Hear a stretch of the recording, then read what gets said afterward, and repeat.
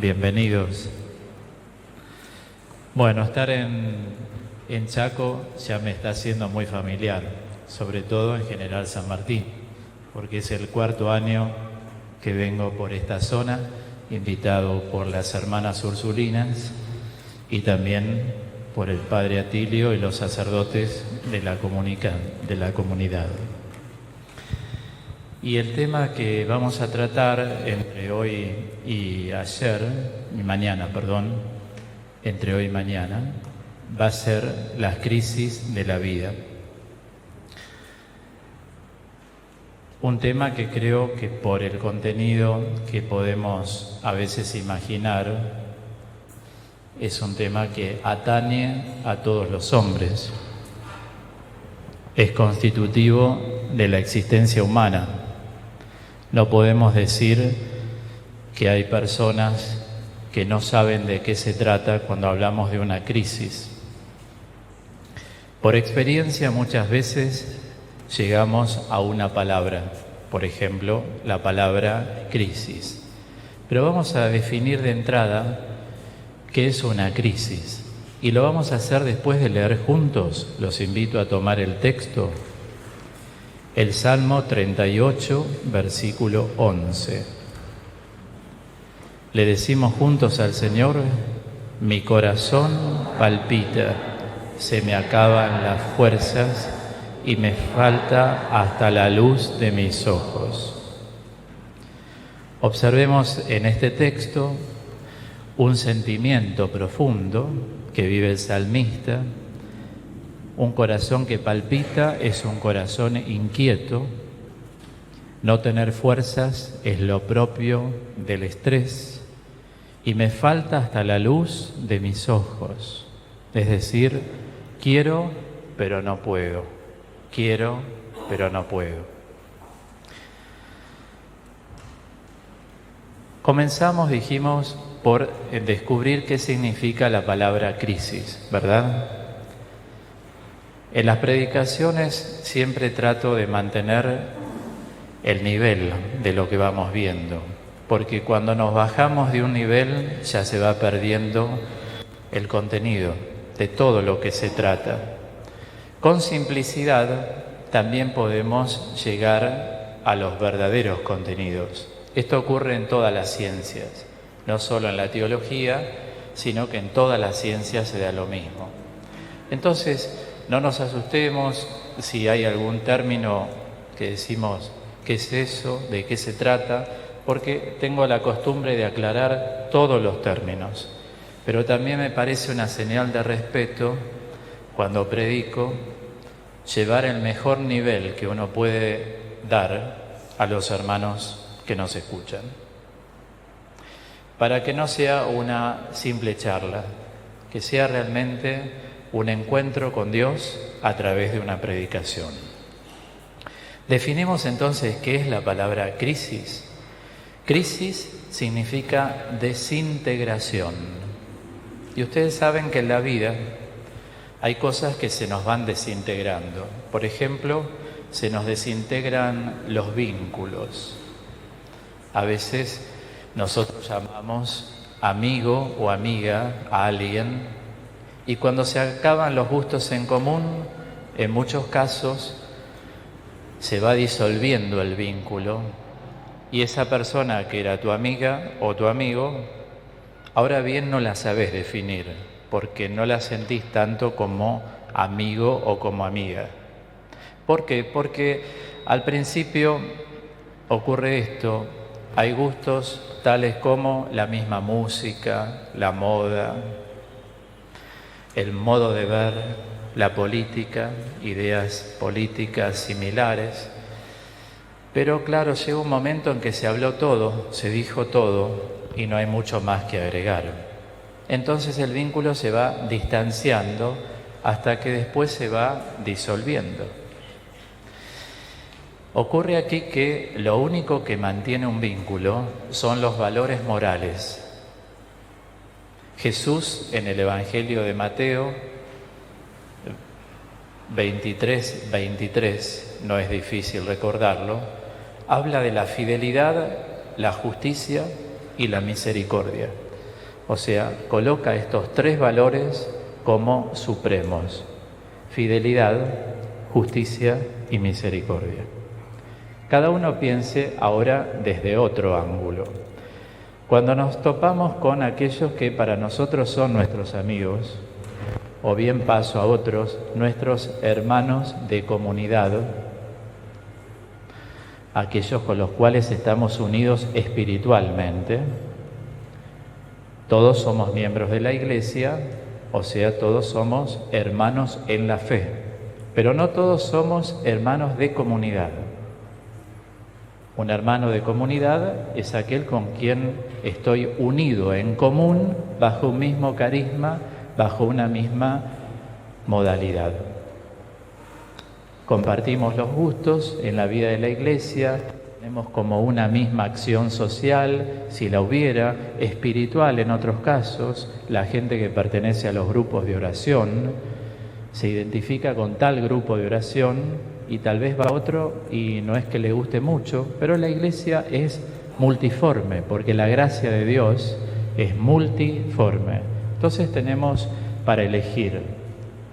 Cada uno va donde quiere y se integra donde quiere en esa libertad de los hijos de Dios. Nadie es más iglesia ni menos iglesia, somos iglesia, gracias a Dios. Entonces digo, en los vínculos también se da esa posibilidad de poder decir que hay una crisis. ¿Por qué? Porque si no hay valores morales, los vínculos se derrumban.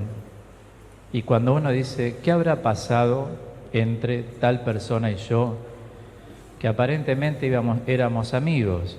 Éramos amigos porque hablábamos de fútbol, éramos amigos porque celebrábamos los cumpleaños, pero vos notás que en un momento triste vos no respondiste, o en un momento triste no respondieron con vos.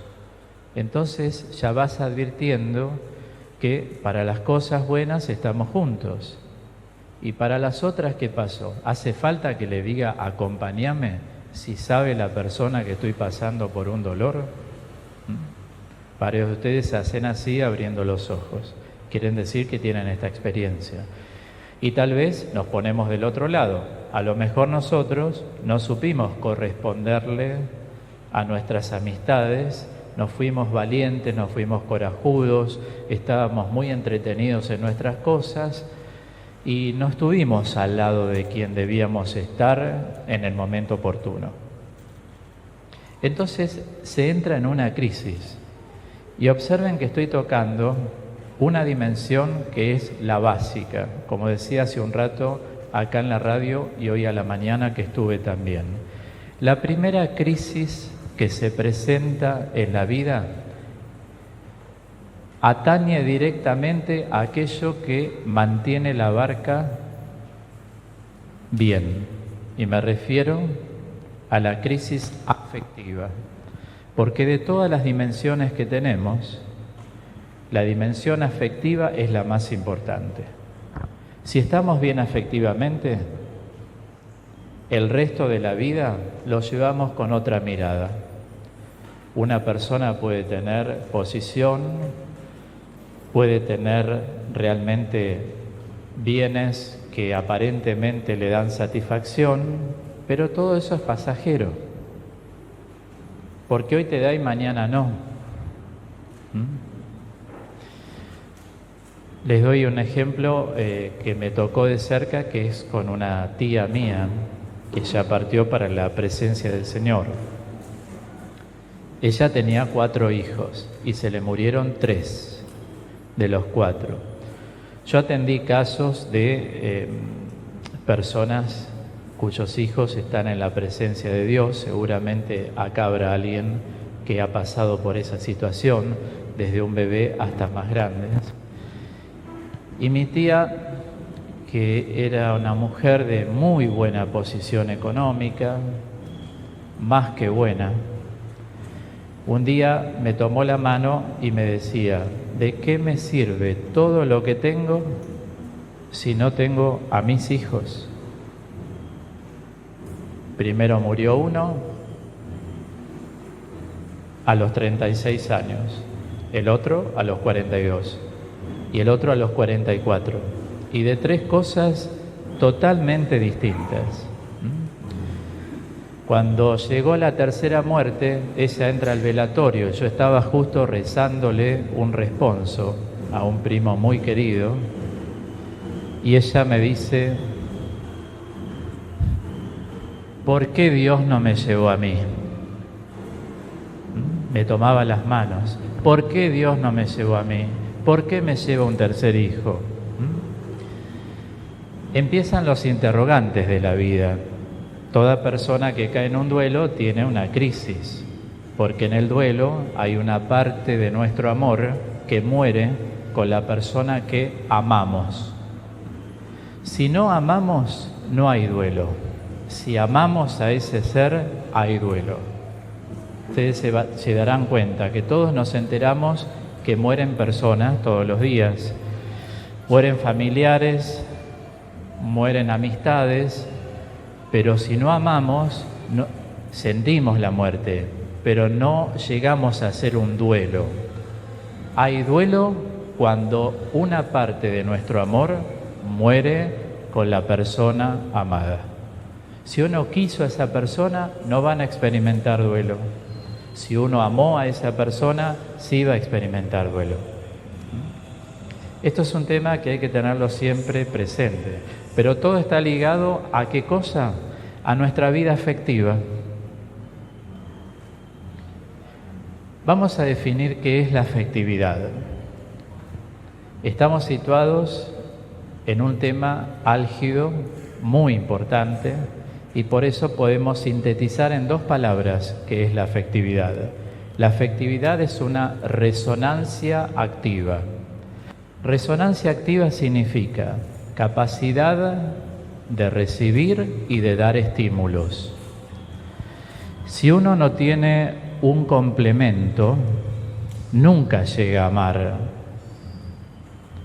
A veces los demás nos llevan a amar más de lo que nosotros suponíamos. Los demás son los que llevan a amar más de lo que nosotros pensábamos que amamos.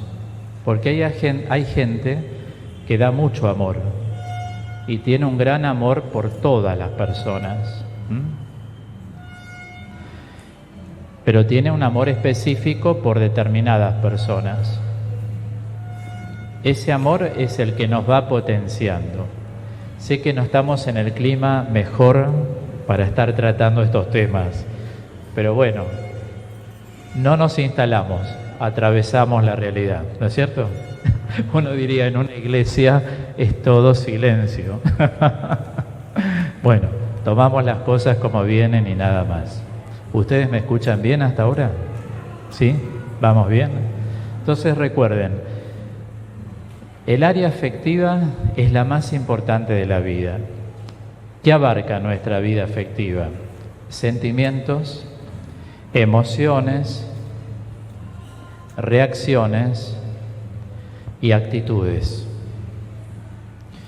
Cuando uno dice tengo que ordenar mi afectividad, significa que debo ordenar algo o todo.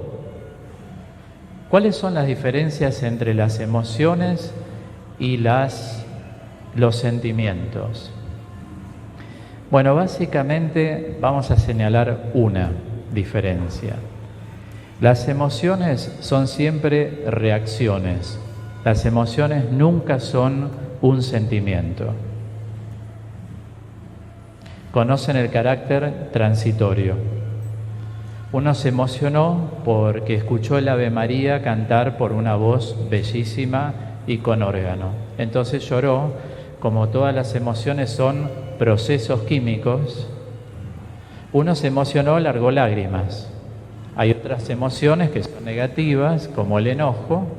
Uno se enoja y se pone tenso interiormente. Se puede perder la voz como se puede levantar mucho la voz. Son reacciones químicas que se dan en las emociones. Pero las emociones existen, Dios las dio, son algo bueno. pero también hay que saberlas controlar. O sea, es muy importante que, por la edad que veo, ¿no?, salvo la gente más joven, que eso lo va a ir adquiriendo en el decurso de la vida, es algo muy bueno desensibilizarse. Desensibilizarse. No ser tan sensible a todo, porque en la vida tenemos, como se enseña en psicología, varios frentes abiertos. Y uno tiene que ir viendo cómo va cerrando esos frentes a lo largo del tiempo, que son los desafíos de la vida. Vamos a dar un ejemplo. Un chico de 7º grado se siente el más grande del colegio, pero cuando pasa el secundario se encuentra que es el más pequeño frente a los otros. Cuando una persona, una mujer, se torna madre, porque Dios le ha dado ese don, la mujer también tiene un cambio de actitud. Porque engendrar un hijo y tener la experiencia que solo una mujer puede tener es algo que solamente una mujer lo entiende bien, porque lo llevan en su seno. ¿Es cierto o no? Esto en una vida laical simple. Digo, hay siempre cambios en las etapas de la vida. Si uno no se desensibiliza, nunca va a poder madurar. Y la maduración es algo que Dios quiere de nosotros. La carta a los Efesios dice, alcancen la jediquía. Jediquía. La jediquía es la madurez, es Cristo. El Señor es nuestro prototipo de madurez, porque gracias a la madurez que brota de Jesús es que nosotros podemos dar pasos en la vida con su ayuda. Si no hay cosas que nos sorprenden y que nos pueden tocar íntimamente el alma.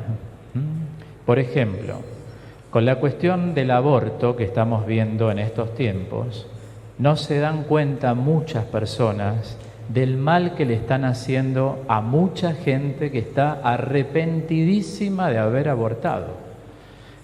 Y a mí me lo han dicho, me revuelve todo lo que hice, ¿no? O sea, eso es un proceso químico, es una emoción continua.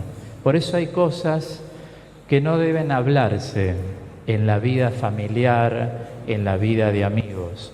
Cosas negativas no hay que volver a tocar, porque eso lo que genera es cada vez más problemas. Si nosotros queremos ser útiles, tenemos que sabernos manejar delicadamente y las personas merecen una atención delicada. La sensibilidad puede matar a una persona. Por eso dentro de la sensibilidad está la tristeza. Hubo un padre de la espiritualidad que se llama Filoxeno de Mabug que dijo, la tristeza es un gusano porque carcome el alma, carcome el alma. Cuando vos ves a una persona triste, la persona pierde potencia en su voz, pierde actitudes, se le va formando alrededor de la boca para abajo lo que se llama el omega depresivo. Es una persona que apenas la ves, ya te das cuenta que tiene la letra que en psiquiatría es más que sobreentendida. El omega, la letra omega, ¿sí?, griega, depresivo, que se forma en la persona, la mirada baja, esa mirada que era abierta la tiene por la mitad. Son detalles, características, ¿por qué? Porque una persona triste empieza a apagar la luz de la vida. Y nosotros, los cristianos, tenemos que tratar de darnos cuenta que Él es nuestra única luz. Como dijo el Señor, el que me sigue no andará en tinieblas, sino que tendrá la luz de la vida.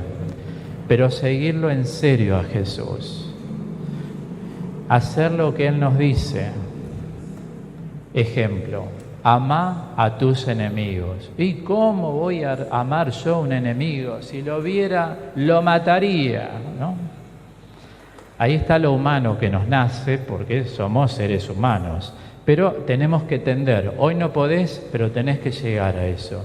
¿Qué significa amar?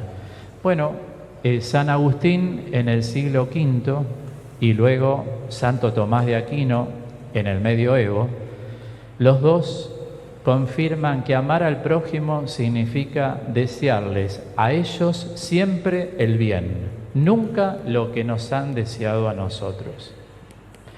Ahora ustedes adviertan algo. La Escritura dice, si te maldicen, vos siempre bendecí. No dice, quédense de brazos cruzados. Entonces, cuando uno ve que una persona no le desea el bien, y esto es muy común porque es un fruto de la carne, diría San Pablo en la carta a los Gálatas. Es fruto de la carne la envidia, es fruto de la carne los celos, porque hay que estar trabajado interiormente. Nosotros estamos zarandeados por el pecado, ¿no? Entonces, la tentación al poder, al tener y al placer en forma desordenada, se llama forma desordenada cuando es fuera de un proyecto de amor, eso va atacando a las personas. A veces lo vemos en los niños, ¿no? Ya desde chiquitos. Un nene le saca la pelota porque le gustó y quiere jugar y el otro se la agarra y dice, ¡no! Le hace así, que no se la quiere dar. Y uno ya desde chiquito le empieza a decir la mamá, cuando te la pidan vos dásela a tu compañerito. O sea, ya nacemos con el pecado, ya desde niño tenemos egoísmo, por ejemplo, tenemos mezquindad. Yo les pregunto, ¿por qué motivo las familias se desunen? ¿Ustedes qué dirían? Cuando hay que por medio esto, ¿o no es así? Todos los problemas de la familia es, vos te quedaste, no te quedaste, me sacaste, me diste, no le devolviste, le sacaste el dinero a mamá, papá, al tío, a la abuela, ¿no?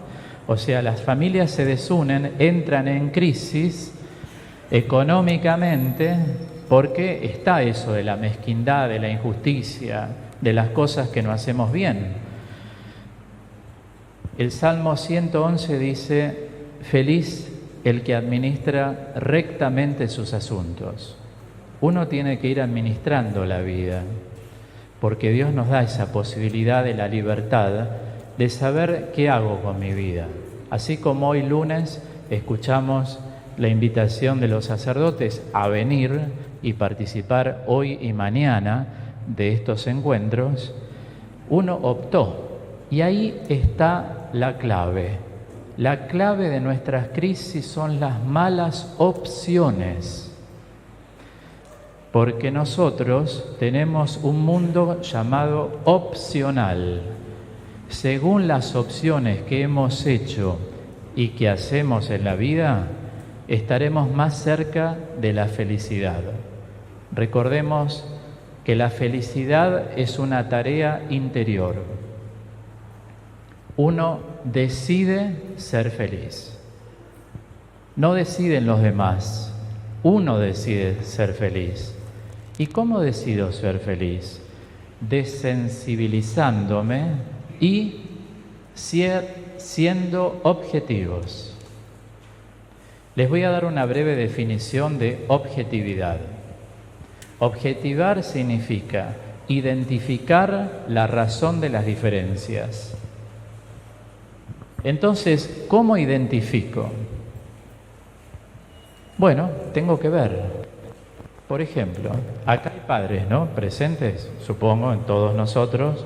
Levanten las manos los que son papá o mamá. Nos vemos entre nosotros, gracias. Más de uno de ustedes tendrá más de un hijo, ¿no es cierto? Y más de una vez, los padres ya saben cómo es cada hijo. Un hijo le sale así, el otro asá, este es más mezquino, el otro es más bondadoso, este es vengativo, este es muy celoso, ¿no? No por eso los dejan de amar, pero los padres ven. Y más de una vez los padres prefieren lo que hablan con un hijo, no decírselo a otro hijo. Y hacen muy bien, porque lo humano está.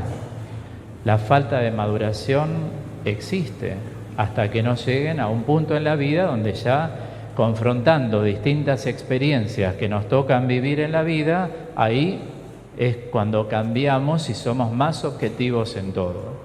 Ejemplo, yo durante 20 años atendí muchísima gente, 20 años seguidos. Y mucha gente venía con que no perdonaba a la madre o al padre porque ayudó más a su hermano o a su hermana que a la persona que me venía a ver. Porque ella me tendría que ver, somos hijos por igual, ¿por qué lo hizo? Y siempre les dije, no decidan por los padres, dejen que los padres tomen sus decisiones. Y si un padre ayuda a un hijo, sabe bien por qué ayudó a ese hijo y al otro menos. Tal vez no lo necesitabas y en general no lo necesitaban, pero igual se mantenían en que todos somos hijos.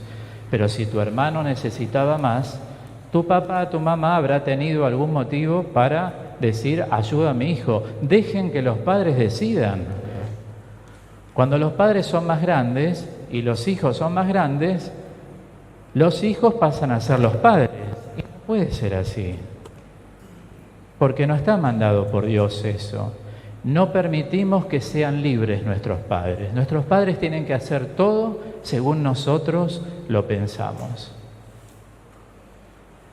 Entonces vamos viendo que si no tenemos objetividad, no podemos identificar nunca la razón de las diferencias. Y ahí es donde empiezan los conflictos en el orden afectivo, decíamos los conflictos económicos, dimos ejemplos de los conflictos vinculares entre las personas.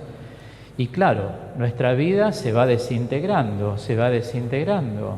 En toda crisis no hay que temer la desintegración. Lo que hay que ver es qué se desintegró. Alguien dice, bueno, en mí yo perdí la alegría, como me dijo mucha gente. ¿Sabe que yo hace muchos años que no sé lo que es alegría? Entonces empezamos a recorrer un poco la vida. ¿Por qué? Porque cuando una persona es más grande, generalmente va hacia atrás. Y hacia atrás no es la adolescencia, es la niñez. Es la niñez. Pero uno dice, no, a esta edad no sé por qué me vino tal cosa. Por ejemplo, ¿por qué tu abuela le permitía a tu prima abrir la puerta de la heladera y a uno? Y ahora te viene eso. Y uno dice, a esta edad que tengo ahora, ¿me viene eso a la mente? Estoy recordando eso. ¿Cómo mi abuela a mí no me permitía abrir la heladera? Y a mi prima sí, y a mis otros primos también. Cuando uno es chico, lo registra y no pasa nada. Después es adolescente, andamos con las cosas de adolescentes, somos normales. Pero cuando somos adultos, la vida es como una película, es recurrente. Y como enseña Freud, el inconsciente, que es donde van nuestras represiones neuróticas, todo lo que no pudimos canalizar, el inconsciente ni miente ni envejece. O sea, dentro de la mente no vamos a tener historia. Eso que pasó en la niñez viene. Doy otro ejemplo, un abandono. Te dejaban siempre un poco de lado. No, correte, no salí, no, vos no lo hagas. Y cuando eras chico no tomaste, pero después estás en tu vida adolescente, haces tu vida. Pero cuando sos más grande decís, ¿por qué me desplazaban? No creyeron en mí. Y en general, ¿eso qué genera? Que la persona cuando es grande diga, no, yo no sirvo para eso, yo no sirvo para lo otro. O sea, eso que le pasó en su niñez ahora tiene reverberancia y cuando uno es grande, como fue muy descalificado en la niñez, piensa que no sirve para nada. Y lo más probable es que uno tenga un potencial gigante para desarrollar, pero la han tapado a la persona todo lo que pudieron. ¿Por qué? Bueno, habrá que ver por qué. Cada caso es uno y único. Pero ven que también las crisis, fíjense, en general no vienen en una etapa de la vida adolescente. El adolescente pasa por la adolescencia. Adolescencia proviene de adolecer, de carencia, me falta esto.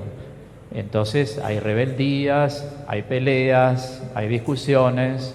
¿Con todos? No, cada uno es uno y único, vuelvo a decir. pero en general se dan estas cosas y son normales. Pero cuando uno sale de la adolescencia, ¿a qué edad se sale de la adolescencia?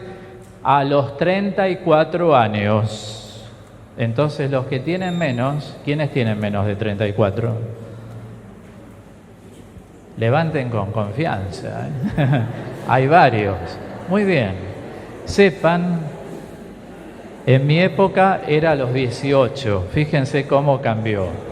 En la psicología, desde hace más de 15 años, todos los estudios dan cómo la persona hasta los 34 años sigue adoleciendo. Por eso la necesidad de estar y la necesidad también de prestarle atención. Porque uno a lo mejor tiene un hijo que es un urso, ¿no? Uy, mirá cómo creció, mide 1,82 m, pero ni te fijes en la altura, porque lo importante es lo que hay acá. Uno puede medir 1,90 m y no quiere decir que va a ser una persona madura. ¿Sí? La madurez pasa por el modo de pensar. Estoy abriendo un abanico para mostrarles a ustedes, en un modo familiar, cómo se van generando las crisis en la vida. Porque, como sostiene Jung, nosotros tenemos un inconsciente colectivo. El inconsciente colectivo es la trama historial de una persona.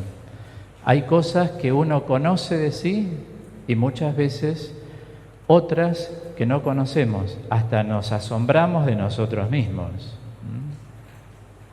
Cuando empieza a andar merodeando una especie de melancolía, una nostalgia que me lleva para atrás y me empiezo a acordar de mi abuela, ¿no? Me empiezo a acordar de la maestra de no sé qué grado, empiezo a acordarme de alguna situación difícil, siempre tengan presente que hay una relación entre la niñez y la adultez. Por eso el Señor Jesús nos enseña, sean como niños. O sea, no dijo sean niños, porque eso va en contra de la naturaleza humana como nos creó Dios. Sin embargo, Lucas 2:52 dice que Jesús creció en sabiduría, en estatura y en gracia. Hubo un crecimiento. Nosotros necesitamos crecer, pero donde más hay que acompañar es hasta los 34 años de vida. Recordemos que ahí hay que saber dar la vuelta, porque en nuestra vida, cuando somos más grandes, con la gente más joven, es como un remolque.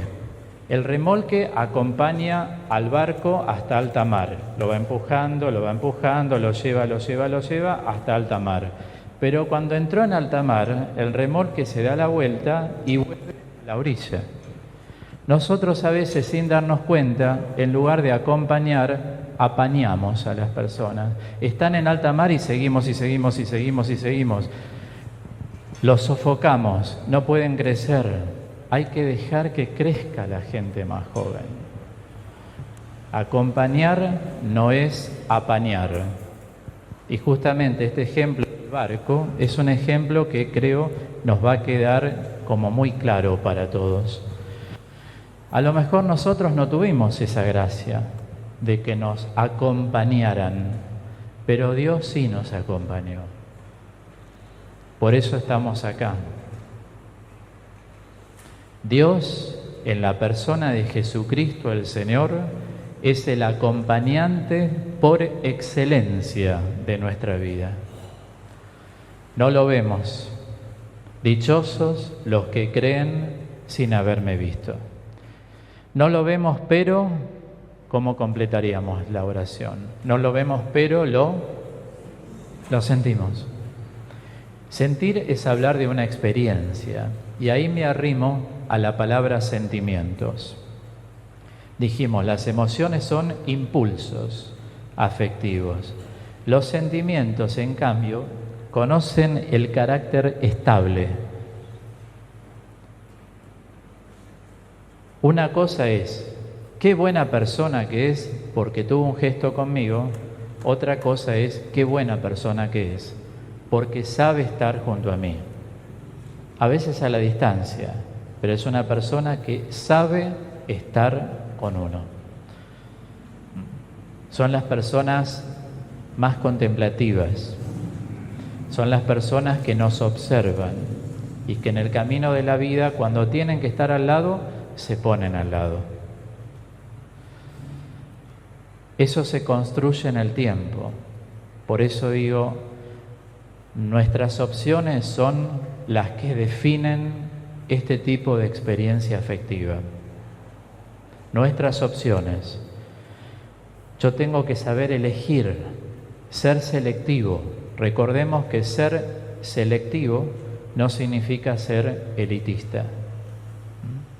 El elitista disgrega, traza diferencias constantemente, culturales, económicas, sociales. El selectivo elige lo que ve que puede ser un complemento para su vida. Ejemplo, venimos a la parroquia, nos llevamos bien con la hermana, con el hermano, ¿no? Hablamos, nos vemos, nos saludamos, charlamos en el atrio al salir, fuimos para el mismo lugar, tenemos cosas en común. No descuidemos eso también, porque las opciones van definiendo nuestra vida. Nosotros somos lo que elegimos ser. Muchos me plantearon, incluso oyentes de radio, yo hace 21 años y 8 meses que conduzco radio y trabajé en 17 radios desde hace tantos años sin parar todas las semanas en el dial. Y la gente, en algunos programas, he atendido muchísimo al aire. Y muchos dicen esta frase que se repite: ¿qué habré hecho yo para que Dios me castigue? Entonces uno, por respeto a la persona, no le dice algo habrás hecho. ¿Por qué? Porque Dios no castiga. Dios no castiga. El que cree que Dios castiga es que nunca escuchó a Jesús. Jesús en el Evangelio jamás enseña que el Padre castiga, sino que dijo: el Padre da cosas buenas. ¿Y por qué tuve esta enfermedad? Las enfermedades son desórdenes biológicos. ¿Cuántas veces lo que no podemos sostener acá en la mente y lo tiramos al cuerpo? Porque somos una unidad. Somos una unidad polivalente, solamente en el estudio de lo que es el cuerpo humano, la perfección que hay. Decir que tenemos 8 metros de intestinos acá, todos dobladitos acá adentro, ¿no? ¿Quién se encargó de doblarlo también? Dios nos ordenó todo para que podamos ver, y nuestra vida es una vida de paso. O sea, nosotros estamos acá pisando la tierra y después, vení bendito de mi Padre a mi reino. Nuestra vida es de paso. A veces nos anclamos como que vamos a estar acá todo el universo, ¿no? No es el paraíso es la vida eterna, es estar con Jesús para siempre y morir en paz. Pero morir en paz va a depender de nuestras opciones. ¿Qué opciones estamos haciendo? ¿Qué es lo que quiero a partir de hoy y qué es lo que no quiero para mi vida? Si sigo por costumbre, trato de dejar esa costumbre, porque no me alimenta, no me da alegría, no me dice nada.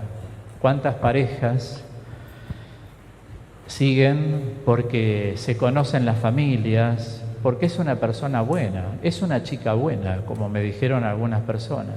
No sigo con ella porque es una chica buena, pero con una chica buena no constituís la familia.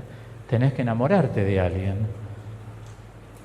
O al revés, y yo salgo con él porque es un chico bueno. ¿Y eso ya te basta? ¿Estás enamorada? No. Casi nadie sabe decir que está enamorado, porque llegué a una conclusión que una vez la expusimos con otros psiquiatras y psicólogos, ¿no? En un seminario que dimos con los hermanos de San Juan de Dios, allá en Buenos Aires. En general, en las parejas, piénsenlo, nadie diga la mía sí, la mía no. En las parejas, no estamos hablando de tu pareja, la pareja de tu hijo, de tu hija. Las parejas Uno es el que ama y la otra parte es la que se deja querer. Es muy difícil que dos personas se amen vivamente. Una ama y la otra se deja querer. Es para pensarlo esto, es para pensarlo. Hay personas casadas, muchas que atendí, y me decían, yo nunca estuve enamorada. Tuve hijos porque quise mucho a este hombre, o al revés. Tuve hijos con ella porque ella me lo pedía, pero nunca llegué a saber qué es estar enamorado. Claro, para llegar al amor hay que mantener siempre una simetría en los vínculos. Cuando los vínculos no se simetrizan, o sea, no están al mismo nivel, uno queda arriba y el otro abajo.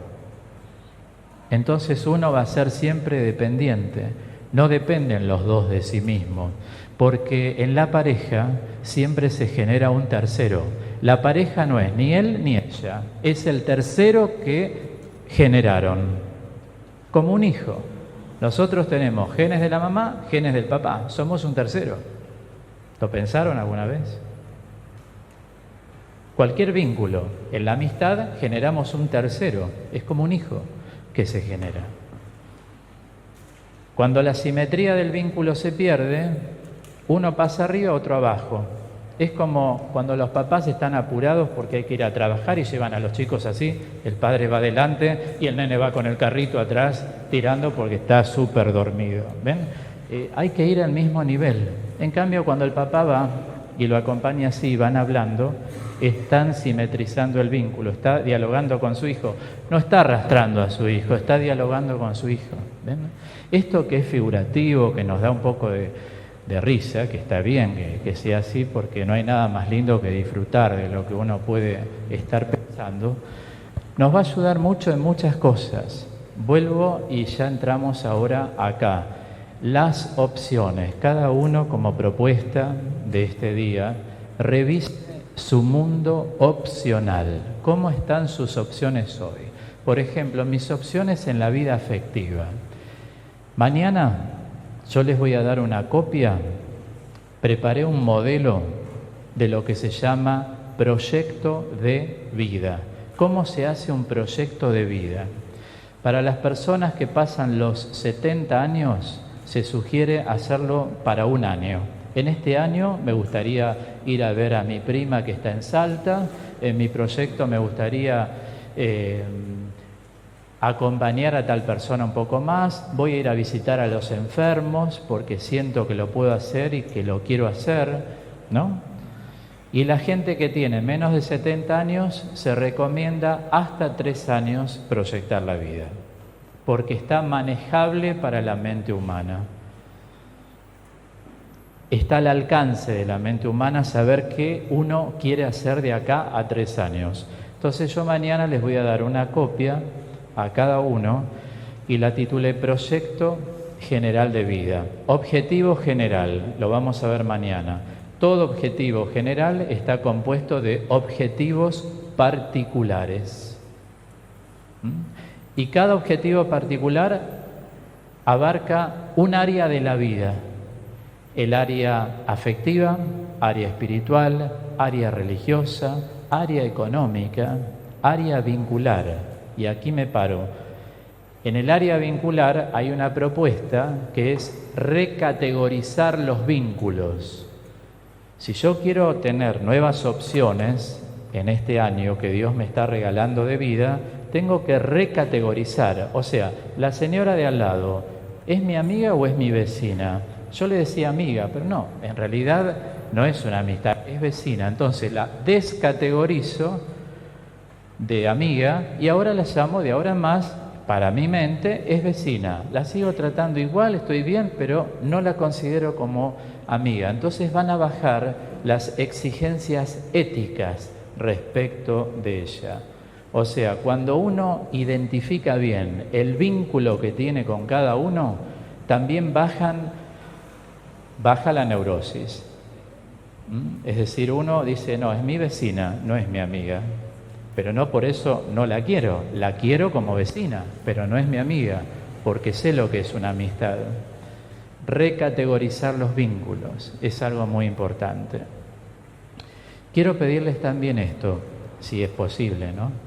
Para mañana, de todo lo que estamos hablando, si tienen alguna duda, como somos muchos, gracias a Dios, bendito sea Dios, traigan en un papel escrito, no pongan el nombre para nada, porque lo que menos interesa en este caso es el nombre, sino voy a tratar de, si es necesario, ¿no?, de hacer un tiempo para responder las preguntas que ustedes me hacen.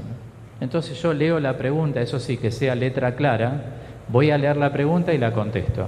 Leo otra pregunta y la contesto. No importa quién la hizo, vuelvo a decir, lo importante es aclarar las dudas. ¿Les parece bien? ¿Sí? Los que van teniendo alguna duda de todo lo que vamos hablando, pregúntenlo. Y más con este método que resguarda la conciencia de cada uno. Me parece muy bueno. ¿Tenemos el apunte en la mano entonces? Fíjense que comienzo este escrito diciendo: todas las instancias de la vida conllevan a un estado de angustia. De ahí que podemos desmembrar un elemento altamente significativo para poder abordar prósperamente este estado. Uno de ellos es el término instancias. Desde una perspectiva ética, las instancias comprenden. ¿Lo leemos juntos? Circunstancias, edades, límites y crisis. Ahora, ¿qué crisis? Bueno, yo saco a luz las más evidentes, las que vamos a tratar entre hoy y mañana. Observemos la letra A, la crisis de la maduración. La B, la crisis por la experiencia de la vida. Damos vuelta a la hoja. La crisis por la experiencia del límite. Después vamos a tocar otra más mañana. Antes de hacer un breve intervalo de 10 minutos, lo vamos a hacer para descansar la mente un poquito, entremos en la crisis de la maduración. Cuando ingresamos en el paso de la adolescencia a la madurez, empezamos a diferenciar procedimientos de la vida útiles y perjudiciales. Empezamos a ver finalidades, lo que se llama en teología la moral teleológica. Teleológica proviene de telos, telos significa finalidad, ¿no? Entonces, nosotros estamos llamados siempre a llegar a ser, no lo que somos. Dios nos da tiempo y espacio para llegar a ser. ¿Hacer qué cosa? Hacer conversos, convertir nuestra vida hacia todo lo que Jesús nos va proponiendo, a abrazar el Evangelio y alcanzarlas a distinguir entre lo bueno y lo malo, a esforzarse por lo justo. Dentro de ese esfuerzo podemos decir, la mamá que da de mamar a su hijito, cuando uno tiene un hijo por amor, a la madre no le interesa que el nene o la nena la despierte a la noche. ¿Es verdad o no? O sea, uno por vocación lo hace. Si a uno le pesa, es que no lo deseó ese hijo. ¿Sí? Un esfuerzo en el estudio. Los que Dios nos llamó para estudiar, primario, secundario, terciario, universitario, y los que trabajamos y estudiamos. Yo empecé a trabajar a los 16 años en empresa, y ahí hacía el 5º año en colegio nocturno. Cuando terminé el 5º año, entro a 2 profesorados, Ciencias Económicas y el Profesorado Nacional de Inglés. Seguí 2 no podía, trabajando el de inglés, y me valió mucho en la predicación para predicar en otros países en lengua inglesa, que es la lengua en que yo predico. Ahora me estoy preparando en italiano para predicar en italiano. Pero digo, son esfuerzos. Uno se tiene que sentar, tiene que escuchar, tiene que pagar los estudios. La carrera de teología no existe universidad pública, hay que pagarla. Y como laico, cada uno lo paga de su trabajo. ¿Qué quiero decir con esto? Los que tenemos la cultura del esfuerzo y del trabajo en la vida, sabemos que lo que logramos con esfuerzo nos da mucha satisfacción. Por eso empecé con dar de mamar a un hijo es un esfuerzo, porque se corta el sueño, ¿no? Llevar a cabo una casa, ser ama de casa, los varones también, tener varias realidades, a veces en las separaciones, pasar dinero a la esposa, tener problemas psicológicos, amenazas, tener nuevos hijos, no es sencillo. Uno tiene que aprender a vivir. Pero eso va a depender de nuestras opciones. Podemos preguntarnos, ¿por qué se produce esta crisis de maduración? Bueno, a ciencia cierta se entrecruzan los dos impulsos básicos de la existencia humana. El primero, ¿la leemos? La afirmación individual de sí mismo. Leemos el segundo, la tendencia sexual. Todo esto tiene mucho que ver, hay que definirse. Definir proviene del término latino de finis. De finis significa poner fin. O sea, ¿qué es lo que quiere la persona? ¿Cómo quieren causar su vida? No porque todos se casan, yo me caso. Por ejemplo, está el padre Atilio presente. Acá hay jóvenes. ¿No les gustaría a alguno de los jóvenes ingresar para ser sacerdote? Silencio en la sala. Están con los dionianos. Algunos jóvenes se les debe cruzar. ¿Saben cuántos jóvenes estuvieron de novio y terminaron siendo sacerdotes? Muchos. Y las chicas que hay acá jóvenes. Acá hay un hábito blanco, allá hay otro. ¿Ninguna de las chicas piensa en ser monja religiosa? ¿Tampoco silencio en la sala? Pensé que varias iban a levantar los brazos.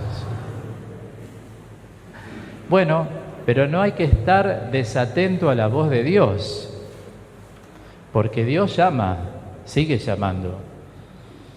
Algunos dicen entrar a un convento, parece que entraran a una cárcel. Entran a la felicidad.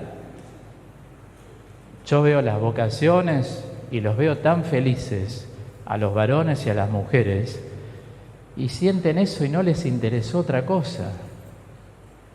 Y yo en mi vida laical consagrada, a los 27 años hice los votos, lo mismo. Y felices de estar con tantos amigos que tengo casados, pero a mí nunca Dios me llamó para eso. Y nos realizamos y sentimos la felicidad de estar respondiendo a lo que Dios pide. Por eso es tan lindo también pensar en las posibilidades cuando uno es joven. Hay que pensarlas, hay que pensarlas.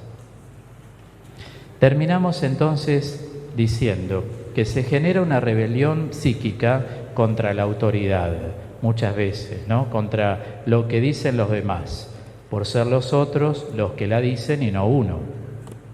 También la propensión a dejarse seducir por ideas más tontas, dado que la rebelión se mueve con ellas. Ocurre entonces que al hacer abstracción de la totalidad se generan fantasías y deformadores. Es todo lo que la mente puede lucubrar. Esto es lo más preciado que tenemos, la mente. Si nosotros podemos ordenar nuestra mente, nuestra vida empieza a tener un brillo distinto. Pero para esto hay que consultarle a Dios. Cada cosa que queremos hacer, cada uno tómese 3 días, 7 días y consúltele a Dios antes de hacerlo. En general, lo que las personas podemos llegar a hacer es: Señor, ayúdame en mi carrera, ayúdame en mi familia, ayúdame en mis proyectos, ayúdame en mi negocio, ayúdame en mi estudio. Siempre es ayúdame en lo que ya estoy haciendo, pero a veces ponemos el pie en algo que no es voluntad de Dios. Y después decimos: Dios no me ayudó, pero ¿alguna vez me consultaste? Los judíos, dice el segundo libro de Samuel, en el capítulo 21, entraban al templo con asiduidad para consultarle a Dios cuál era su voluntad respecto de lo que pensaban hacer. Nosotros en la vida de la Iglesia tomamos un salmo, por ejemplo el 106, del 1 al 6, y lo ofrecemos todos los días. Cada uno puede tomar el salmo que quiera. Y durante 7 días, Jesús es la plenitud. El número 7 en Biblia indica plenitud. Durante 7 días, cada mañana y o cada tarde y o cada noche, le ofrezco esos versículos del Salmo. Señor, te ofrezco este Salmo, te vengo a consultar si es de tu voluntad que yo dé este paso. Y siempre nuestra vida va a estar mejor orientada, siempre va a estar mejor direccionada, pero tenemos que consultarle a Dios. Esto de la consulta, los salmistas en el Salmo 27 y en el Salmo 24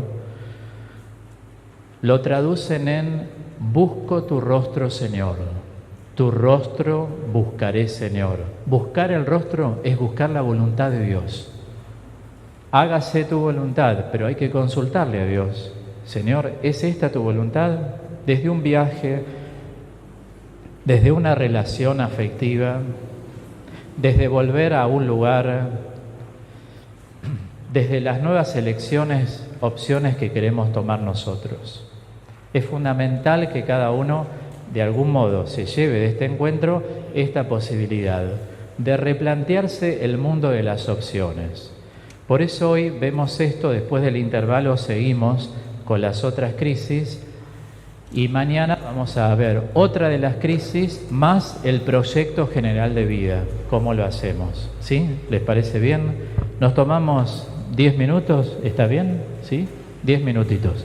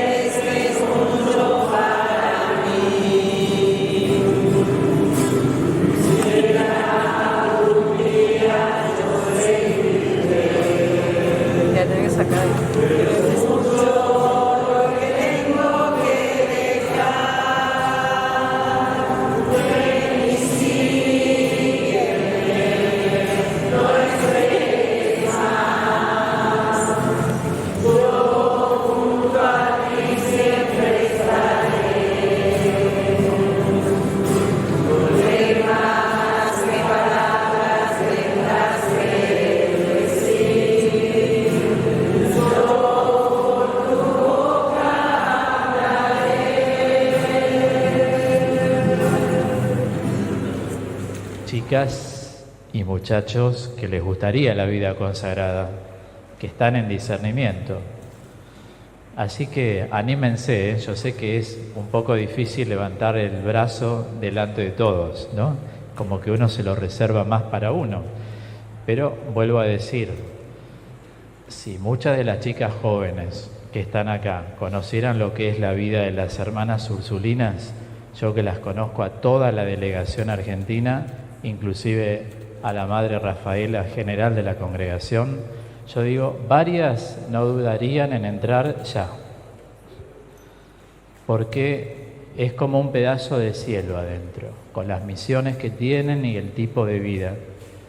Y a los padres dionianos también los conozco, que les he predicado el retiro espiritual el año pasado en Flores, en la casa de Flores, y realmente, hablando así un poquito con algún joven hoy, decía, una congregación sólida que ya lleva muchos años y que están totalmente entregados a Dios. Digo, son opciones que uno va a hacer, ¿no?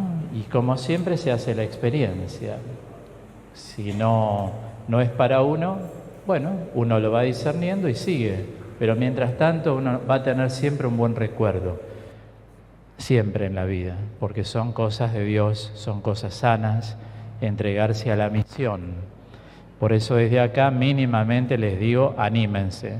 Yo que estoy en la vida consagrada, soy de animar a muchos y he presentado vocaciones de varones y de mujeres en distintas congregaciones. Y están felices en su vida, ¿no? porque a veces uno está muy lejos de saber qué es, de qué se trata.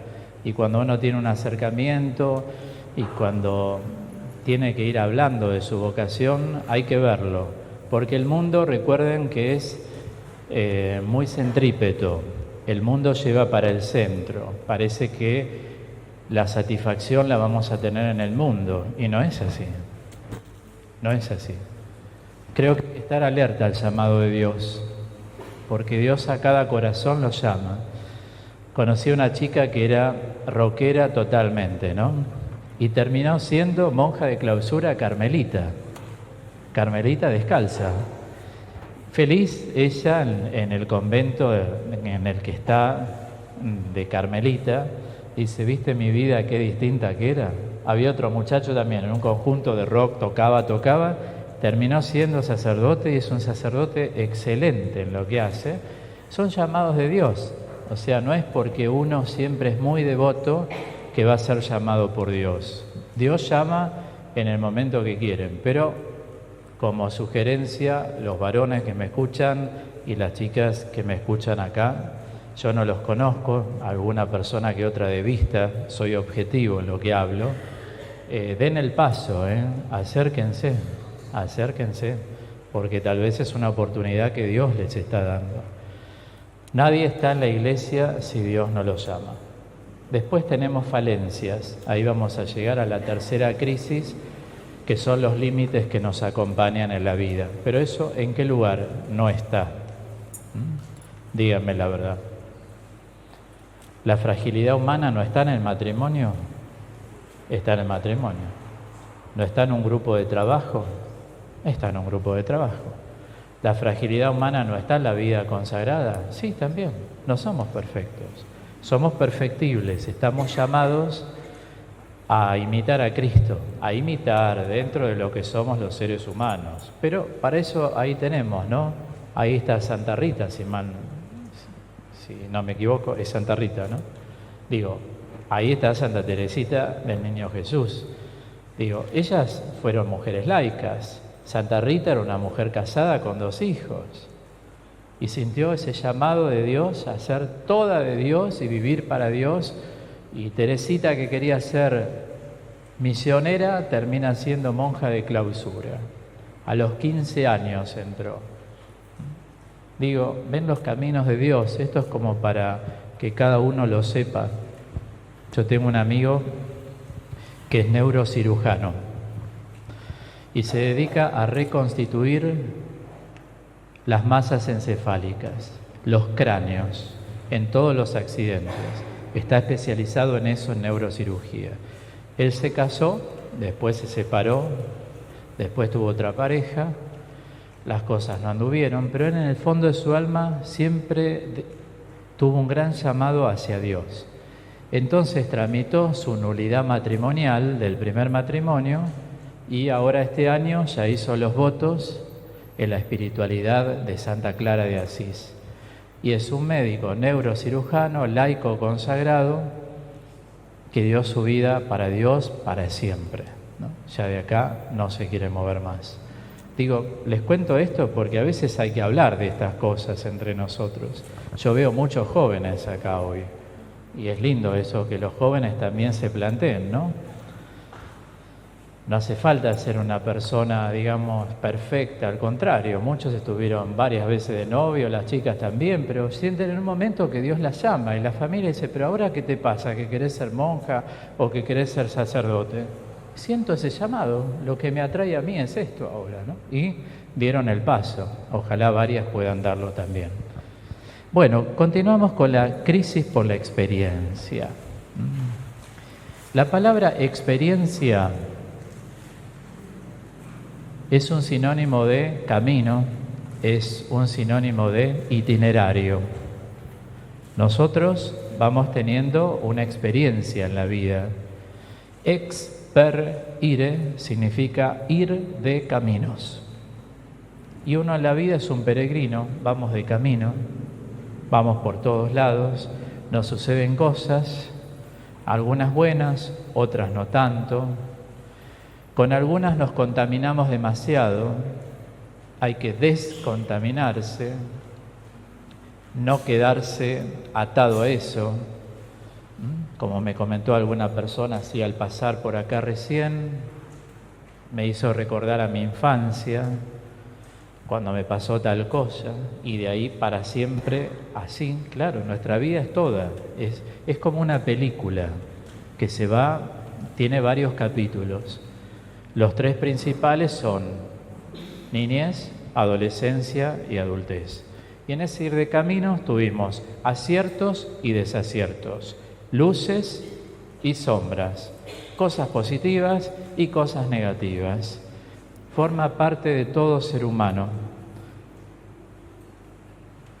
Lo importante es integrar.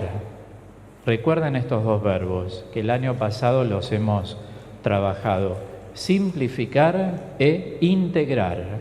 Los dos verbos son muy necesarios. En la vida hay que simplificar lo máximo.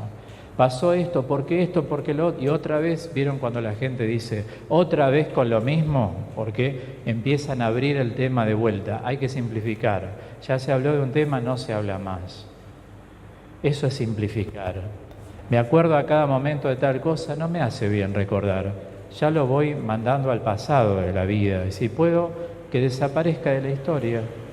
Cuando la voluntad interviene en la memoria, uno se olvida hasta de la cara de una persona. Por eso es muy importante el trabajo que vayamos haciendo con nuestra voluntad. En este periodo de Cuaresma, acá nos acompaña la ornamentación, todos estamos hablando, todas las lecturas bíblicas son de cambios de vida, de hacer cambios. Entonces, lo mejor que hay es llegar al día de Pascua y uno, el día en que celebramos la Pascua, podamos decirle: Señor, yo quiero ser un hombre nuevo, y empezar a tener una vida distinta. Recordemos que todos somos iguales. Si no nos duchamos todos los días, largamos un olor bárbaro. ¿Qué quiere decir eso? Todos los días tenemos que volver a empezar. Así como nuestras funciones biológicas, en la mente misma, el cuerpo tiene que descansar, las células tienen que ordenarse en el organismo para tener fuerzas para el día siguiente. No podemos vivir la vida haciendo una fuerza como arrastrando por las crisis que hemos pasado. Nosotros tenemos que saber que nuestra vida es hoy. Como dice el Señor, bástale a cada día su propio afán. Es el hoy. Entonces, según viva mi presente, tendré futuro. La persona que no tiene presente no tiene futuro, porque el futuro solo se construye desde el presente. Por eso hay que agarrar la escobita y empezar a sacar todo lo que no va en el presente de hoy. Hoy dijimos mundo opcional, nuestras opciones, tenerlas claras y definidas. ¿Qué es lo que quiero este año para mi vida? Por eso digo, agarrar la escobita y sacar todo de alrededor para que yo viva el presente. Es decir, tengo presente. Como tengo presente, puedo trazar un horizonte. Si mi presente es un enredado de cables, esos cables representan las situaciones de mi vida, como que no puedo desenmarañar las cosas porque van, vienen, me pasa esto, me pasa lo otro, me dicen, me dijeron, mi infancia, me estoy ahogando. Uno tiene que tomar la decisión. Por eso es fundamental saber definir las cosas, ¿sí? Vamos a ver entonces aquí qué he escrito. Todo paso de una etapa a otra cuesta. Y la transición representa a veces una ruptura, un desprendimiento, en algunos casos caótico. Se genera una conducta intransigente. La actitud entera es idealista, tanto en sentido positivo como negativo. No obstante, ahora la realidad se va presentando gradualmente ante la conciencia. La persona joven o adulta experimenta que no es capaz de muchas cosas de que creyó ser capaz. Percibe qué complicadas son las cosas, qué poco se avanza. Nota qué irreales son a menudo los principios absolutos, la realidad social, la política, económica, incluso la religiosa, es mucho más tensa de lo que creía. Esto lleva a pensar que el balance ético que establece consigo mismo arroja un déficit. Experimenta qué miseria es a menudo la vida. Con desánimo se da cuenta de lo que significa término medio y cotidiano, de cuánto cuesta llegar a logros importantes en esta vida, de lo que implica lo fáctico, es decir, aquello que no debe ser pero es. Además, advierte que sin paciencia es imposible constreñir ciertos principios con los que uno se encuentra en la vida. Esto es como una lectura de nuestra vida, ¿no es así? Es una lectura, la mayoría, veo gente más joven y más grande, va haciendo este gesto. Nuestra vida ha pasado de todo en la vida, ¿o no? ¿A quién de nosotros no le pasó de todo? Claro, pero hay personas que saben espadear y otras no esgrimen bien la vida. Si pueden evitar, hacen así. Bueno, vos te encargás de todo, ¿no? Entonces yo, que me hagan, que me averigüen, que digan, después escucho, después veo, todo pospongo. ¿Qué pasa? Que en la vida pospongo. Lo que no quiero que pase por al lado, si es mi desafío, lo enfrento. No hablo con esa persona porque cada vez que habla me daña, porque dice, y parate delante y decile, me molesta lo que decís. ¿Dónde está tu autopreservación? Los demás, hay voces ajenas que vienen del exterior, que no nos gustan, pero también tenemos que forjar una personalidad que permita también poner límites, como en todas las cosas. Eso significa amarse a uno mismo. ¿Es importante amarse a uno mismo o no? Fundamental. Si la autoestima está baja, es lo mismo que decir, tengo la presión baja o la presión alta. La tenemos que regular. Si nos falta azúcar en sangre, no andamos bien. Si la estima es baja o sobreestima, nos vamos a llevar el mundo por delante y todo va en contra. San Pablo, en la carta a los romanos, dice que cada uno de ustedes tenga una estima razonable de sí mismo. ¿Qué significa autoestima? Recordemos que la autoestima es un sentimiento de confianza en las propias capacidades de recibir, merecer y dar afecto. Repito, sentimiento de confianza en las propias, no la de los otros, propias capacidades de recibir, merecer y dar afecto. Yo no soy digno de esto, no juguemos a la pseudo humildad, porque eso no sirve de nada. Eso clásicamente se llama abyección. La abyección es como un autodesprecio de uno mismo. Cada uno tiene que pensar que es hijo de Dios, hijos redimidos por Jesucristo. Contra nosotros el pecado no va a poder nunca, porque Él venció el pecado. Por eso estamos llamados a la santidad, porque a pesar de nuestras caídas, el pecado nunca va a poder vencer porque fuimos redimidos por Jesucristo. Al entrar en el bautismo entramos en el proceso de la crismación. Por eso crismar es invitar a ser como Cristo. Y el crisma santo se recibe en el bautismo y en la confirmación. Los sacerdotes también en el orden sagrado. Siempre ser como Cristo. Ya el pecado no puede. Lo que nosotros hacemos que es un control. ¿Qué es pecado? Pecado en la teología actual quiere decir desorden. ¿Qué es lo que se nos desordena? Se nos desordena la vida.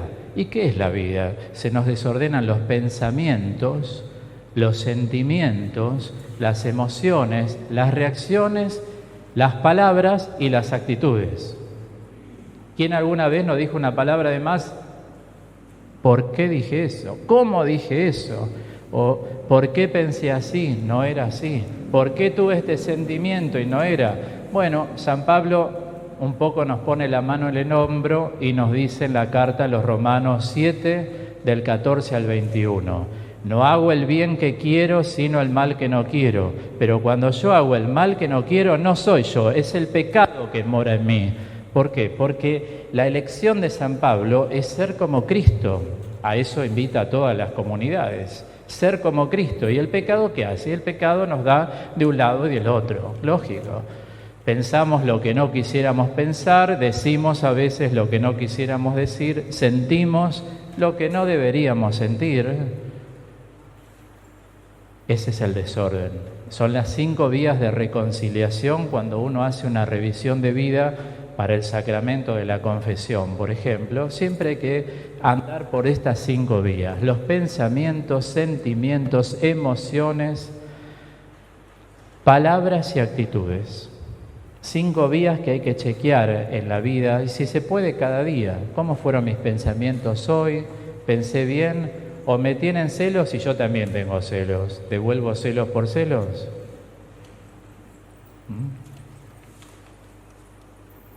Amarse a uno mismo es fundamental para que las crisis, por la experiencia de la vida, no ganen la batalla. Por eso hay personas que dicen, no me puedo levantar, como dijimos el año pasado al hablar de la depresión. Hay un punto central.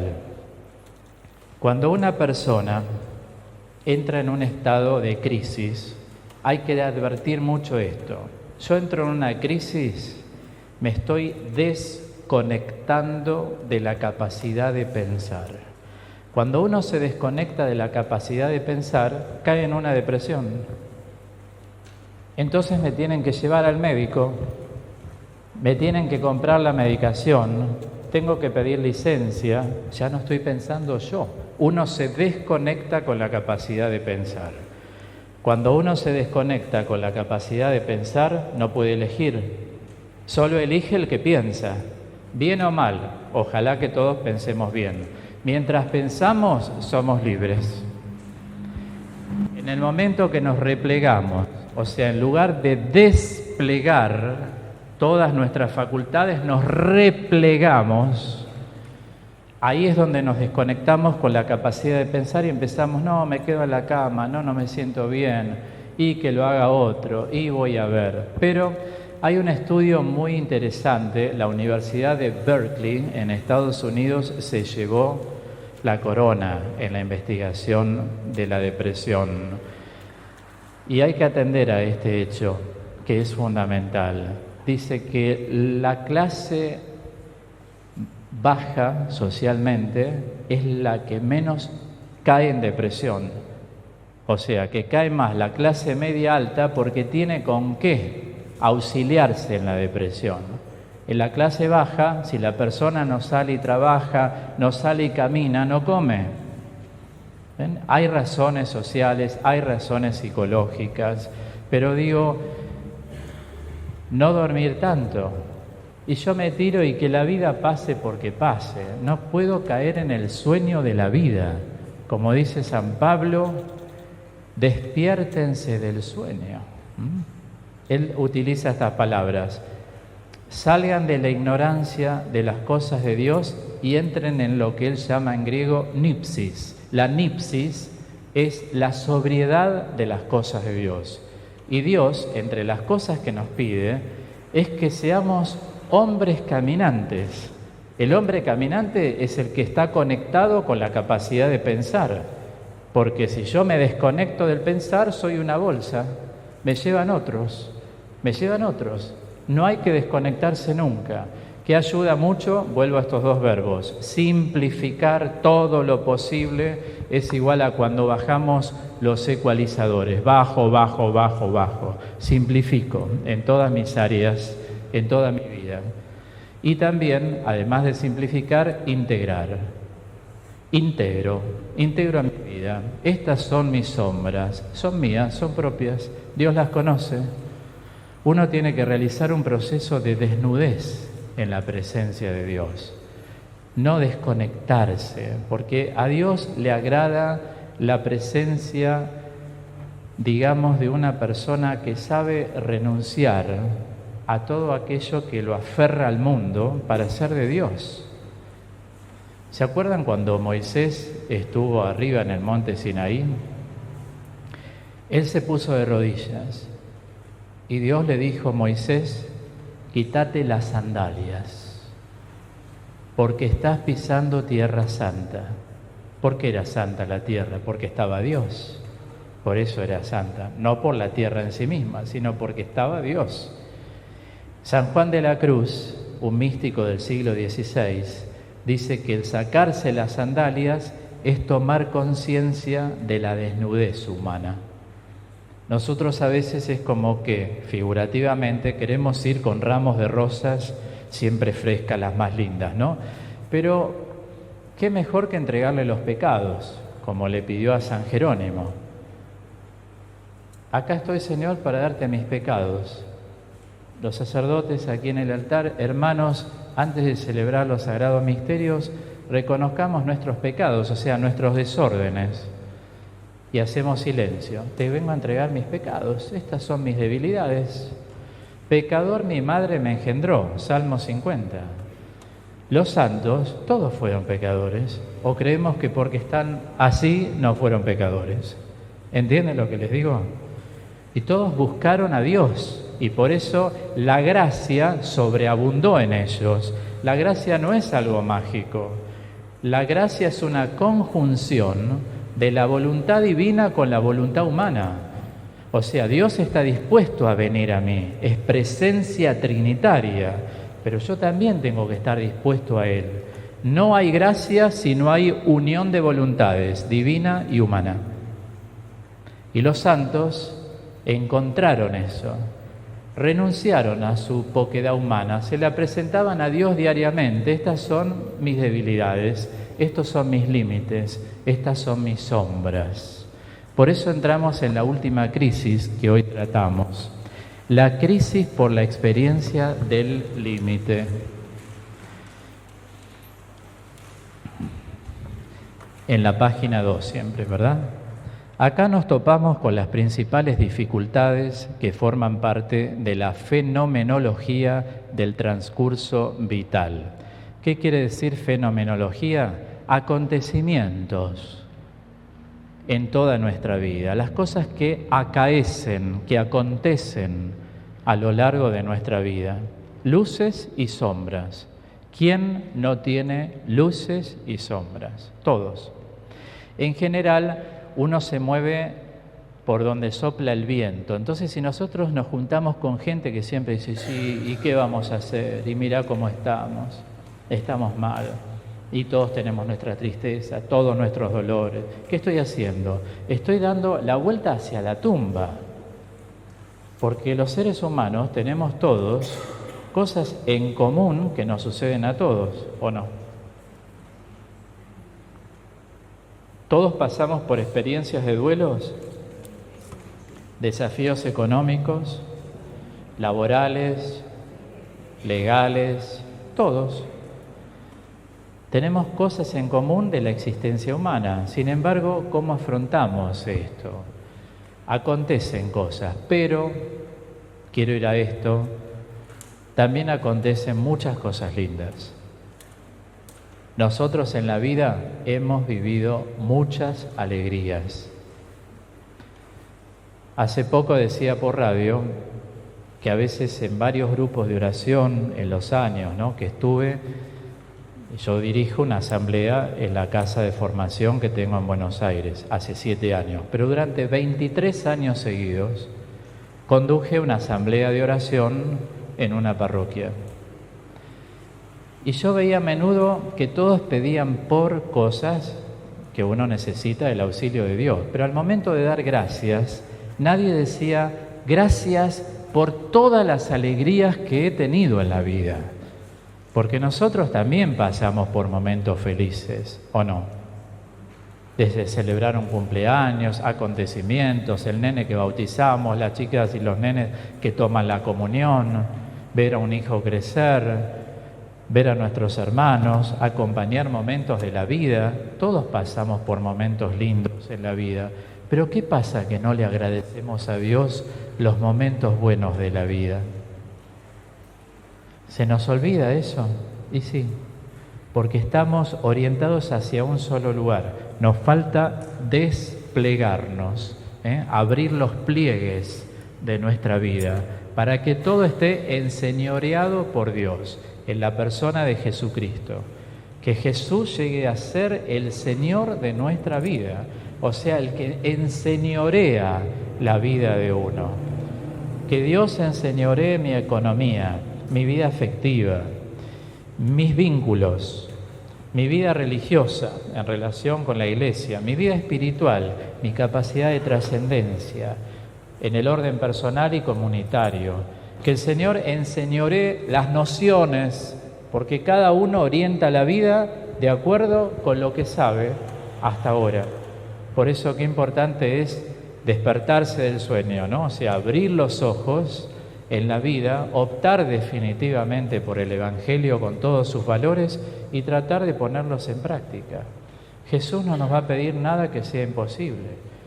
Él tanto amó Dios al mundo que le entregó la vida, ¿no? Y la vida es Él. Él es la vida, Jesús es la vida. Estamos con Él, estamos con la vida. Y yo les doy vida para que la tengan en abundancia, nos enseña el Señor. Porque la abundancia es Él. Dios es abundancia. Cuando vemos un naranjo, de repente echa frutos, ¿qué cantidad de naranjos? No alcanzan. El limonero empezó a largar frutos, Dios demuestra constantemente que es abundancia. Los árboles en otoño, ¿cómo se ponen? En invierno también. Llega la primavera, florece, florece, florece todo. El follaje de las hojas es inalcanzable.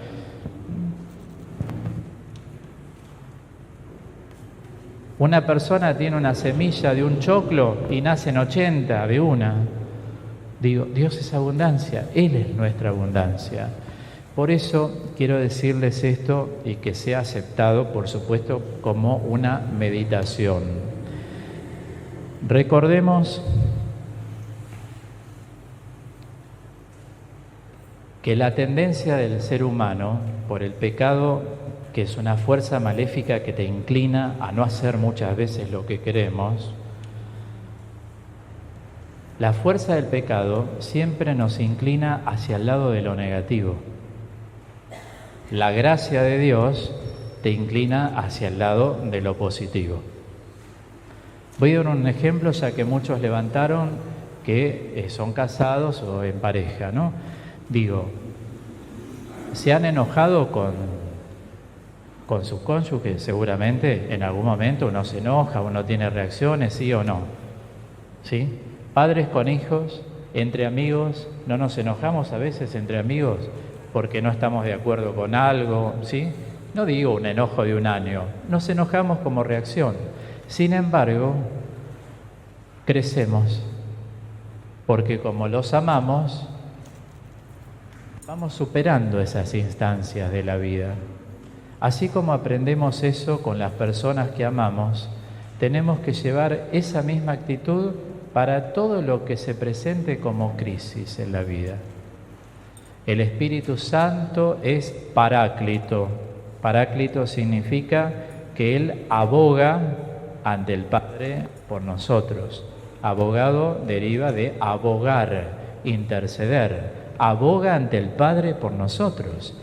Yo no los dejaré huérfanos, estaré siempre con ustedes hasta el fin de los tiempos. Y lo que dice Jesús para los cristianos es palabra de Dios, es decir, nosotros no dudamos nada de lo específicamente jesuánico. El anuncio del Señor es más aceptación que entendimiento. Cuando nosotros usamos la razón y decimos, no puedo entender por qué Dios tal cosa y estoy en...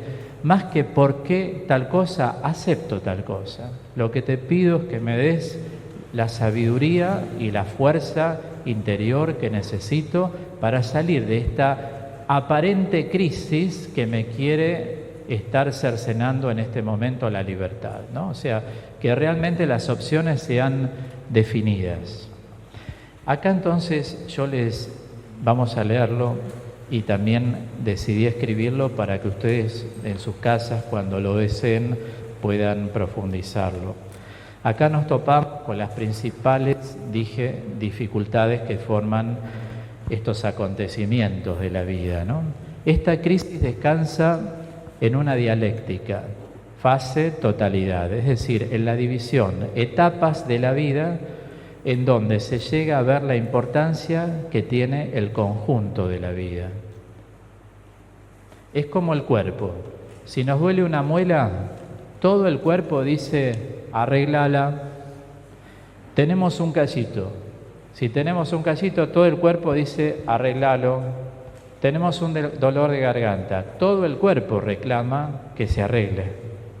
Aunque no sean las piernas, es en la garganta. Pero el cuerpo es una unidad. Nosotros también, en medio de las crisis, también todo nuestro ser requiere superarlas. A veces, ¿cómo superamos una crisis? Encauzándolas, sabiendo darle cauce a la crisis. Nos tenemos que contactar con gente que nos pueda ayudar. A veces también se da ese, no quiero decir un término que no corresponde, ¿no? Pero somos un poco egoístas y más de una vez, en lugar de pedir ayuda, no, yo puedo, yo me arreglo, yo digo, yo no lo hablo, yo en mi cabeza, yo en mi conciencia. Es un poco de egoísmo. La humildad, en cambio, siempre va a ser buena compañera. Es importante pedir consejos a la gente que sabemos pueden darnos algo bueno para cualquier cosa que hagamos, ¿no? Seguimos adelante en el quinto renglón, a la derecha. Es algo así como que uno se juega, pero luego empieza la crisis de los límites de la propia energía. El hombre aquí percibe que hay un exceso en el trabajo, en la lucha, en la responsabilidad. Las exigencias se hacen cada vez mayores. Detrás de cada una asoman otras y no se ve el fin. Pensemos en qué significa mantener en pie un hogar, sacar adelante una familia, realizar una profesión u ocupación. En todo esto hay implicadas personas, cosas, fuerzas, órdenes, tensiones, dificultades, tropiezos, incomprensiones, miedos, desaprobaciones, faltas de reconocimiento, etc. Esto se presenta a la conciencia. Entonces, al principio estaba viva una sensación de reservas, de fuerza, de iniciativa, de capacidad de ocurrencia. Ahora aparece el límite. Interviene así la sensación de fatiga, de que se hace demasiado, de que se empieza a gastar el capital, sobre todo en momentos de mucha exigencia por todos lados.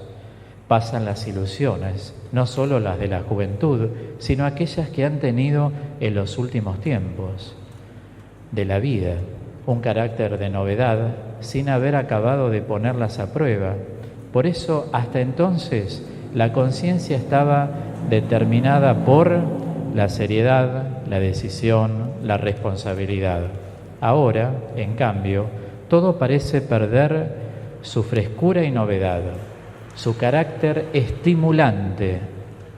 Paulatinamente se sabe cómo surgen los conflictos, cómo se establece una relación humana y cómo surge y se disipa una alegría.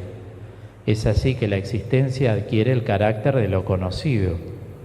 Hay un proverbio de la sabiduría que dice: todo ha sido ya, y puede, sin embargo, tornarse en nada ha sido así. En todo se hace perceptible la rutina. Por eso intentemos generar una nueva actividad interior, esto es, la transformación de la mente. Decimos definir objetivos, qué quiero para este año, pasar la escobita de todo lo que ensucia nuestro presente, saber categorizar a cada persona, ¿es amiga o es vecina la señora de al lado? Mantener los vínculos con valores. Si no hay valores, recuerden que el vínculo va al fracaso. Si es una relación de pareja, lo mismo. Con gustos no alcanza para amarse. Los valores sí permiten amarse.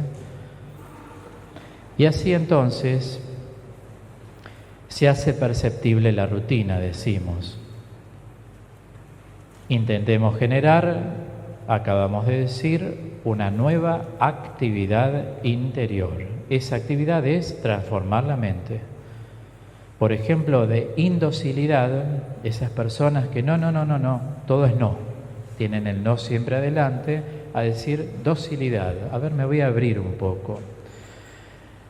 De precipitación, somos muy precipitados, voy a ser más cauteloso, quiero transformar esto. De impaciencia, quiero ser más paciente este año. De totalitarismo, yo todo lo puedo, todo lo sé, nadie me va a enseñar a esta altura de la vida todo.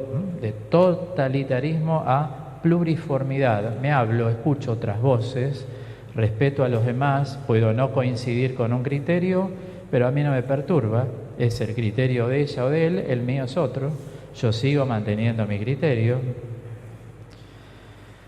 De insatisfacción, de ser una persona como frustrada, constantemente frustrada, nada me viene bien, paso a ser una persona que experimenta una satisfacción de la vida. Me satisface el aire que respiro, me satisfacen los vínculos que tengo, me satisface el trabajo hasta tener otro mejor si lo necesito. Me satisface la amistad que estoy compartiendo en este momento. Me satisface venir a la Eucaristía todos los días. Me satisface integrarme en la comunidad porque veo que con los demás aprendo mucho, que no tengo un mundo aislado, que estoy llamado por Dios a contactarme con la gente, a vincularme. Pasás de insatisfacción a satisfacción, de ser una persona frustrada a levantar la frustración. De inconstancia, la transformás en constancia. Yo antes rezaba cuando lo sentía y ahora vos decís, no, ahora rezo todos los días porque Dios es Dios. Y como dijo Jesús, dad a Dios lo que es de Dios. Y lo propio de Dios que es el culto. Entonces ahora ya no acomodo a Dios según tenga ganas o no tenga ganas. Y no digo, como llueve no voy a misa. La lluvia es un clima. Gracias a Dios tengo paraguas, camino y llego a la iglesia. Si me autoexcuso diciendo qué calor, sabemos que es un Chaco, acá es un lugar donde hace calor. Entonces no voy a estar esperando que haga frío. Digo, constancia, aplicar la constancia. De exageración o magnificación a moderación. Ahora, este año decido ni alegrarme demasiado, ni entristecerme demasiado. Los santos lo aconsejan mucho eso. Observen este ejemplo bíblico. Oímos hablar del profeta Elías.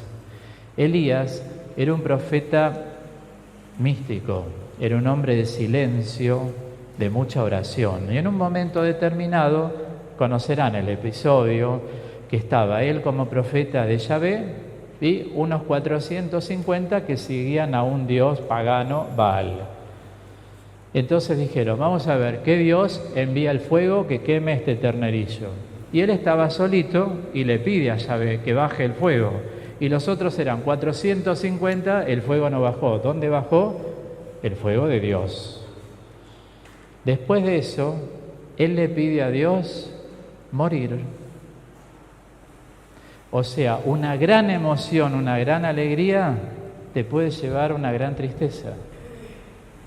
Recordemos que nuestra mente es como un péndulo. El péndulo se va manteniendo en la medida que no me voy ni a este extremo, ni me alegro muchísimo, ni me entristezco muchísimo. para manejar lo que los filósofos antiguos, Aristóteles, Platón, Sócrates, llamaban el término medio. Porque cuando uno está en un término medio, la mente experimenta una plasticidad. Se puede mover un poquito más para acá, un poquito más para allá. O sea que uno, ¿qué hace? Renuncia a la intransigencia. La intransigencia, ¿qué te dice? A mí me gustan las cosas así, o blanco o negro. Y en la vida, muchas veces, no podés ponerte ni tan blanco ni tan negro. Tenés que tomar un tono gris, porque tenés que ser una persona equilibrada. Los ismos, que son los extremos, muchas veces nos llevan a cometer graves errores. Entonces levantamos la barrera de la intransigencia que estaba en nuestra mente y decimos, bueno, ahora me muevo en un término medio, ni tan tan, ni tan tan. Tengo más plasticidad. Fíjense, en política, ultra izquierda, ultra derecha, no los movés de un lado a otro. O mueren ahí o no salen. Entonces otros que piensan distintos no caben, no existen, tanto en política como en religión, Si nosotros vamos a la ultraderecha católica, por ejemplo, las mujeres no se pueden teñir el pelo, las mujeres no pueden usar pantalones. Hay grupos católicos que son así, son de nuestra iglesia. Pero bueno, allá ellos, no hay ninguna norma, ni dada por el Papa ni los obispos. Pero los varones no pueden usar manga corta, la camisa tiene que ser manga larga y sí se la pueden remangar, pero no pueden usar manga corta. Una chica con maquillaje, las mujeres no pueden usar maquillaje. La ultraderecha, ultraizquierda son fanatismos, ya son ideologías que no van con el Evangelio. Por eso uno tiene que ser hombre bíblico, el hombre que vuelve al Evangelio de Jesús tal como Jesús lo plantea y no dejarnos llevar por doctrinas que se agregaron al Evangelio. Que eso es lo que trata de sostener la Iglesia desde el Papa Francisco en adelante. Ven, moderación. Cambiamos de ser personas agresivas. Recuerden que los agresivos son las personas frustradas. Cuando alguien te agrede verbalmente, acordate que es una persona frustrada en algún área de la vida. O sea, todo agresivo, cuando uno dice, qué agresiva que es esta mujer, qué agresivo que es este hombre, es una persona frustrada. La frustración hunde. Lo primero que hace un frustrado es agredirte. Entonces no te pongas al lado de esa persona porque siempre te va a salpicar con negatividad. Voy al revés. Todo frustrado agrede. Como se enseña en psicología, a tal frustración, tal agresión. Nos ponemos del otro lado, un agresivo es un frustrado, que te contesta mal, siempre de mal carácter, no te mira, ¿no? Nos puede pasar con compañeros de trabajo. No vayas vos a rescatarlo. Y si es en la pareja, hay que tomar decisiones. Porque una cosa es estar de novio o estar casado y otra cosa es ser un acompañante terapéutico. Uno no puede ser acompañante terapéutico de una pareja. En la amistad lo mismo, podés aconsejar, pero no sos el acompañante terapéutico. El acompañante terapéutico tiene otra función. Uno vive de otra manera la relación entre los amigos, entre las parejas, entre padres e hijos. Y vamos terminando entonces de insolidaridad, transformar la mente siendo más generosos. Job capítulo 1. Desnudo nací y desnudo volveré al Padre. Pero esto no es una poesía, esto es verdad. Entonces sacando de encima cosas que a lo mejor las tenemos demasiado arraigadas. De ser irreflexivos, bueno, qué sé yo, lo que la vida me depare, estoy esperando que la vida me sorprenda.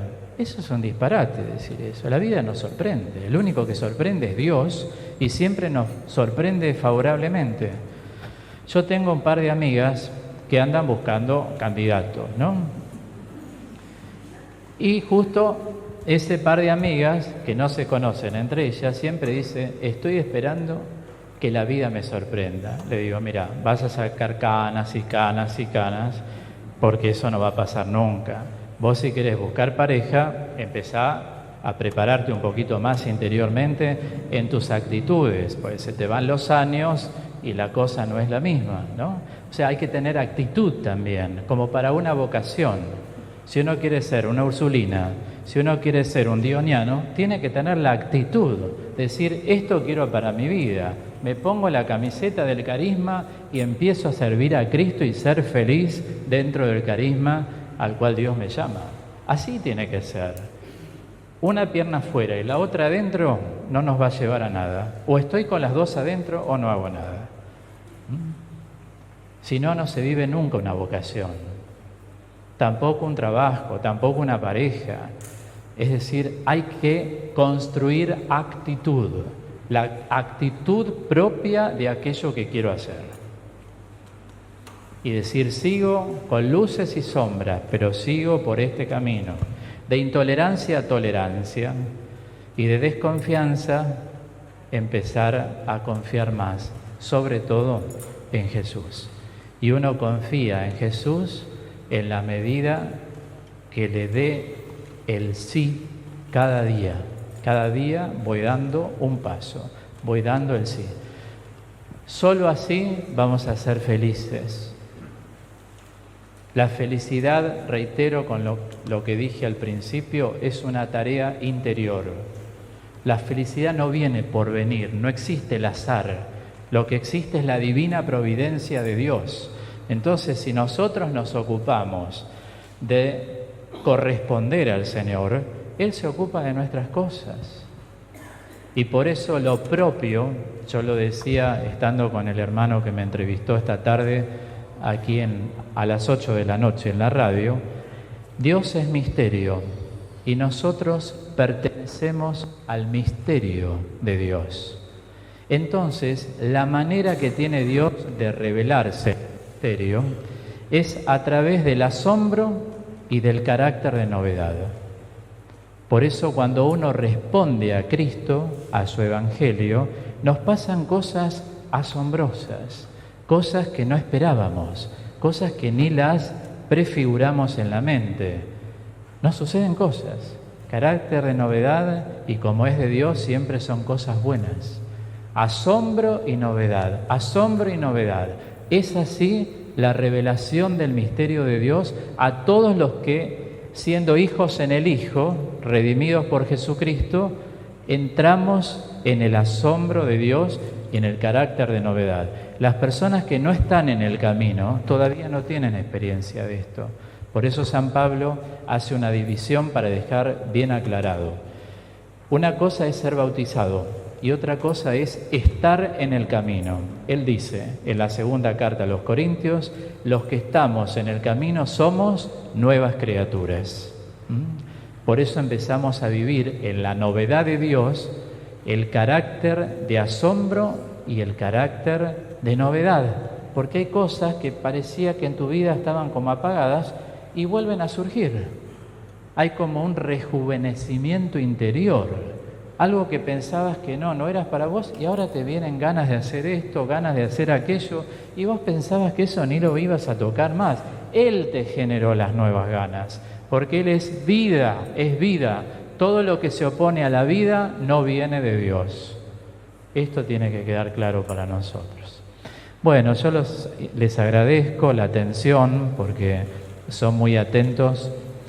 Hay que estar escuchando también un tiempo como el que escuchamos. Y mañana, si Dios quiere, ahora vamos a terminar con un canto y con la bendición del Padre Atilio como párroco para todos nosotros.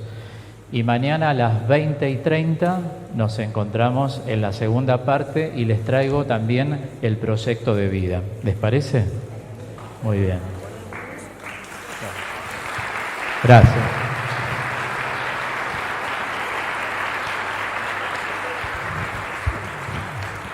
Muy bien recibido el aplauso. Muchas gracias por esa profundidad y reflexión que es parte muy linda de la Cuaresma, ¿no? Nos hace bien que haya venido también en este tiempo tan importante de análisis, reflexión y profundización de nuestro ser interior, que vamos creciendo. Bueno, entonces mañana hay misa solemne porque es San José, el esposo de María. Mañana decimos, así que desde ya, muchas felicidades a todos José, Josecito y José por José. Después de la misa, como acabo de decir, inmediatamente, los que están acá, que quieren venir a misa, lo que sea, comienza la sala. Mañana, esto es, ¿qué otra cosa más? Gloria al Padre, al Hijo y al Espíritu Santo.